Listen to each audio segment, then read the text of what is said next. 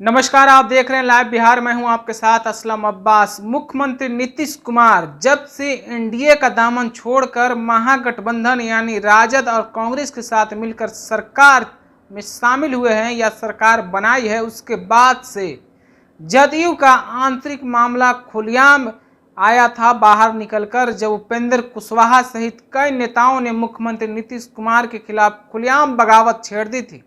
उपेंद्र कुशवाहा तो डील सहित कई मामलों को लेकर लगातार वो मीडिया के सुर्खियों में रहे थे और आखिरकार जदयू से इस्तीफा देकर अलग पार्टी राष्ट्रीय लोक जनता दल बना ली थी।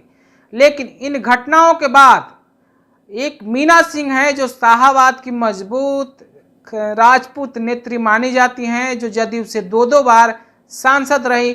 उन्होंने भी जनता दल यूनाइटेड को हमेशा के लिए बाय बाय कह दिया था और कहा था कि मैं छोड़ना नहीं चाहती, यानी नीतीश कुमार से दूर नहीं होना चाहती हूं। लेकिन नीतीश कुमार मुख्यमंत्री जो है बिहार के, जिस तरह से वो अपने उत्तराधिकारी के रूप में जंगल राज के युवराज तेजस्वी यादव को सौंप दिया है, उससे अब हम बहुत ही मर्माहत हैं, आहत हैं, दुखी हैं और अब किसी भी सूरत में जनता दल यू में नहीं रह सकते हैं। दरअसल आपको मीना सिंह के बारे में बताएं तो मीना सिंह विक्रमगंज लोकसभा क्षेत्र से 2008 में पहली बार सांसद बनी थी, जब उनके पति अजीत सिंह की अचानक निधन हो गई थी। उपचुनाव में 2008 में वो लोकसभा में चुनकर पहुंची थी। उसके बाद 2009 में जनता दल यू के टिकट पर आरा लोकसभा संसदीय क्षेत्र से चुनाव जीती। लेकिन 2014 लोकसभा के आम चुनाव में जब मुख्यमंत्री नीतीश कुमार एनडीए से बाहर होकर अकेले अपने दम पर लोकसभा का चुनाव लड़ रहे थे, तो 2014 में मोदी लहर के दौरान मीना सिंह आरा लोकसभा क्षेत्र से हार गई थी। लेकिन 2009 से लेकर 2023 तक लगातार वो मुख्यमंत्री नीतीश कुमार और जनता दल यू के साथ बनी रहीं और पार्टी में काम करती रहीं।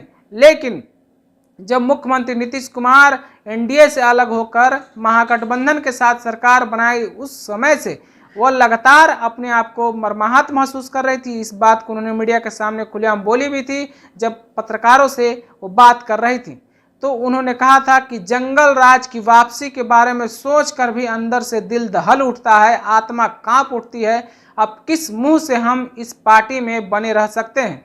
तो इन तमाम बातों को, आरोपों को लगाकर वो जनता दल यू को टाटा बाय बाय कर दी थी। लेकिन अब जो सबसे बड़ी खबर आ रही है वो ये कि अब मीना सिंह भाजपा के दामन थामने वाली हैं। बेटे विशाल सिंह के साथ वो भाजपा में शामिल होने जा रही हैं।